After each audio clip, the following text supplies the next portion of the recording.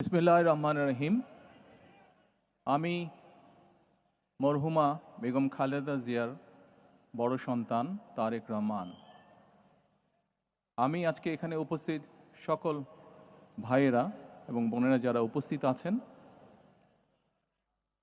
মরহুমা বেগম খালেদা জিয়া জীবিত থাকাকালীন অবস্থায় যদি আপনাদের কারো কাছ থেকে কোনো ঋণ নিয়ে থাকেন, দয়া করে আমার সাথে যোগাযোগ করবেন।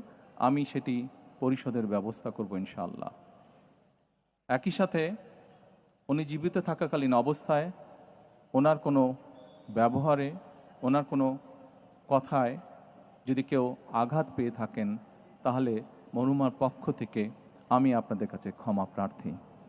দোয়া করবেন আল্লাহ তাআলা যাতে ওনাকে বেহেশত দান করেন। আসসালামু আলাইকুম।